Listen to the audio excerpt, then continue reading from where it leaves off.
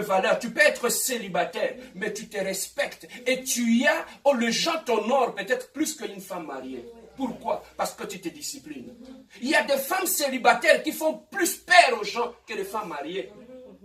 Il y a des femmes célibataires qui ont plus de l'honneur, même que les femmes mariées. Pourquoi? Parce que ce sont des femmes qui sont disciplinées.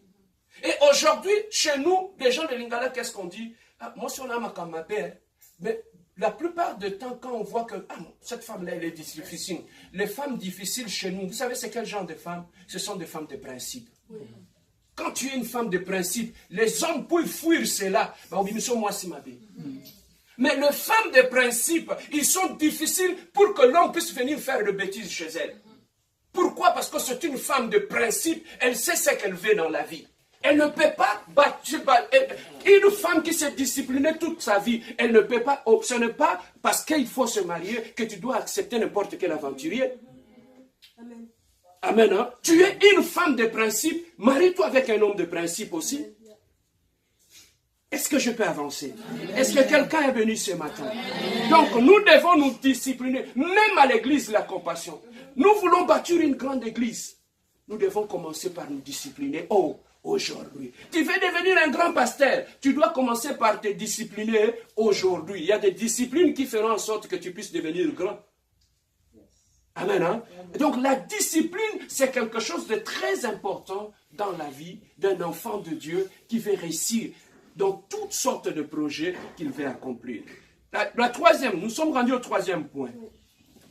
Alors, celui qui veut bâtir quelque chose de grand dans sa vie, celui qui veut bâtir son avenir, celui qui veut bâtir, est-ce qu'on peut baisser le chauffage? Celui qui veut bâtir son avenir, celui qui veut bâtir quelque chose de grand dans sa vie.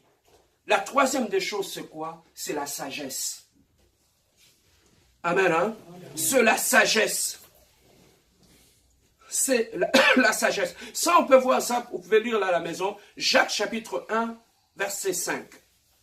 Jacques chapitre 1, verset 5 nous dit ceci. Si quelqu'un d'entre vous manque de sagesse, qu'il la demande à Dieu, qui donne à tous simplement et sans reproche, et il lui sera donné. Amen. Amen. Alors, la Bible nous demande la sagesse, où est-ce qu'on peut l'acquérir? Si tu veux réussir dans ta vie, à bâtir ta vie, à bâtir ton mariage, à bâtir tout ce que tu veux bâtir, tu as besoin de la sagesse. Papa, tu ne peux rien bâtir dans la vie sans la sagesse. Tu ne peux rien bâtir dans ta vie si tu n'es pas, il te manque la sagesse. Amen. Hein? Alors, la sagesse, on va voir ça plus tard. Peut-être tu peux lire ça à la maison. Dans Proverbes chapitre 8, verset 11. Écris, tu vas méditer ça à la maison. Proverbes chapitre 11, verset 8. Proverbes chapitre 8, verset 11 nous dit ceci. Car la sagesse vaut mieux que le père. Elle a plus de valeur que tous les objets de prix. Moi, la sagesse, j'ai pour demeure le discernement. Et je possède la science de la réflexion. Pourquoi celui qui veut bâtir doit utiliser la sagesse? On nous dit ici, dans la sagesse, on trouve la réflexion. Amen. Hein? Donc celui qui bâtit sa vie, c'est quelqu'un qui réfléchit. Celui qui réfléchit, c'est celui-là qui peut bâtir sa vie. Celui qui réfléchit, c'est celui-là qui peut bâtir un couple erré. Celui qui réfléchit, c'est celui-là qui peut bâtir son avenir. Parce que, bien aimé, la vie n'est pas un jeu. La vie est un combat. Amen. Alors, lorsque la vie est un combat, il faut savoir se battre. Pour te battre, tu dois réfléchir. Les gens qui ont réussi, ils ne sont pas allés voir le marabout. Ils ont utilisé ce que je suis en train de partager avec toi ici. Amen. La réflexion. Vous savez pourquoi il y a beaucoup de problèmes? Je prends l'exemple de nos couples. Beaucoup de couples, les gens ne réfléchissent pas. L'essentiel que je me suis marié, j'ai trouvé un mari, j'ai trouvé une femme, c'est fini. Je reste là, je prépare les foufous et je fais les enfants, c'est tout. Quand tu vas voir beaucoup de couples, les gens ne réfléchissent pas. Écoutez même la conversation des hommes et des femmes dans le couple. C'est très difficile d'écouter un homme et une femme qui s'assoient et qui réfléchissent sur l'avenir de leurs enfants. Qui réfléchissent. Toi, tu vas aller épouser un homme et une femme qui ne réfléchissent pas. Comment tu vas bâtir un couple heureux? Parce qu'il ne réfléchit pas. Vous avez des enfants. La vie, bien aimée, est faite des décisions et des conséquences des décisions. Toute la vie, nous prendrons des décisions. Mais comment nous pouvons prendre de bonnes décisions si nous ne réfléchissons pas? Nous échouons des fois. Papa, parce que dans l'église, ce ne sont pas les démons. Quelqu'un, pasteur, ma vie ne marche pas. Tout est bloqué, pasteur. Non, il faut que tu passes à la délivrance. Il n'a pas besoin de la délivrance. Dans sa vie, il ne réfléchit pas. C'est ça qui retombe toujours dans le même erreur. Amen, hein? Amen. Il ne réfléchit pas. C'est ça qui tombe toujours dans le même erreur. Alors, on nous dit, le même cause produisent le même effet dans la vie.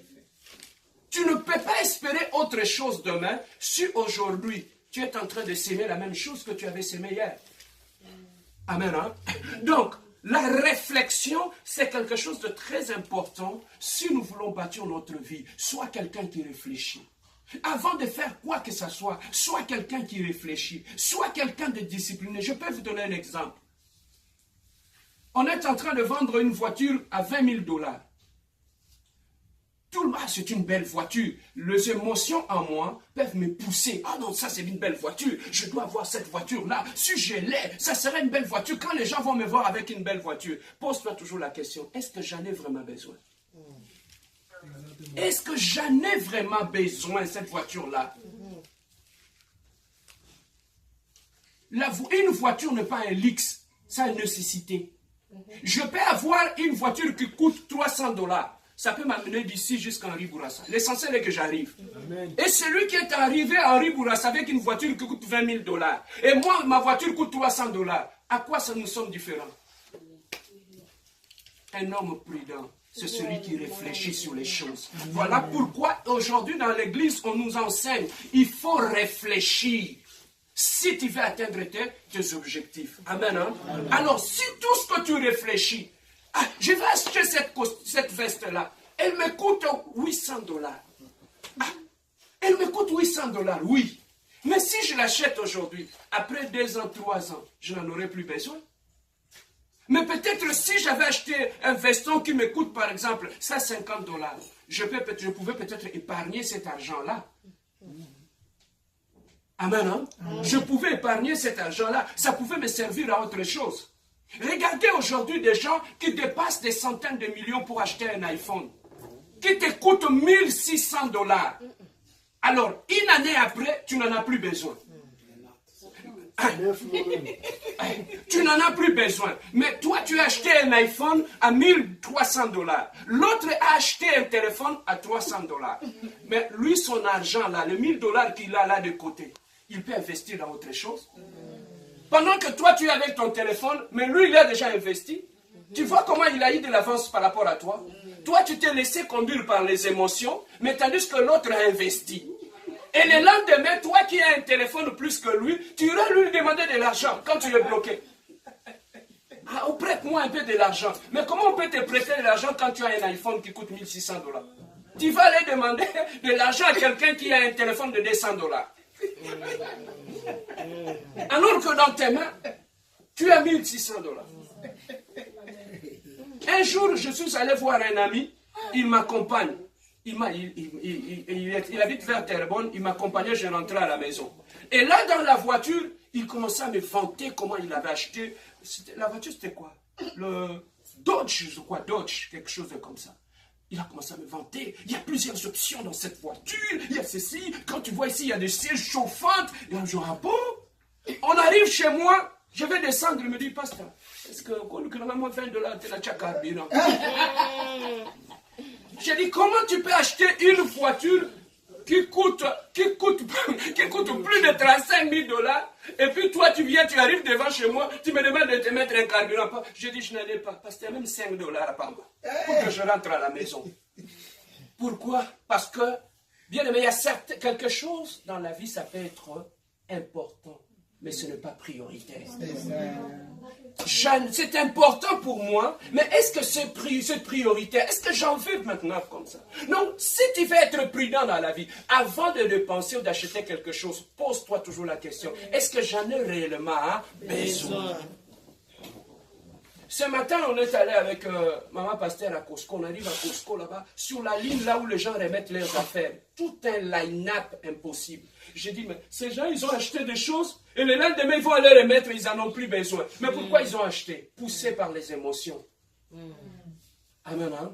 Un homme prudent, on nous dit ici, c'est celui qui réfléchit. Donc, il faut ajouter la réflexion en toi. Ne cherche plus à prendre des décisions d'une façon emportée.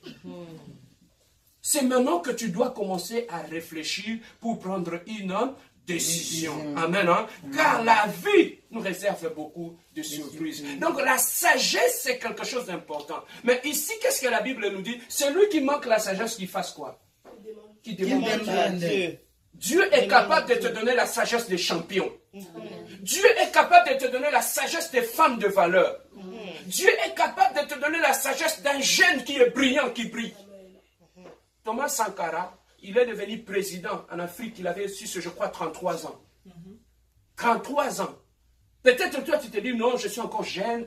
Non, moi, dans mon cœur, je suis encore jeune. Mais à 33 ans, à l'âge que tu as, il y en a d'autres personnes quelque part qui brillent comme des étoiles.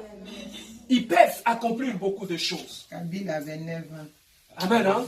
Alors, pendant que toi, tu te dis, non, je suis encore jeune, il y en a d'autres qui sont en train de réfléchir. Qu'est-ce qu'ils vont faire demain? Amen.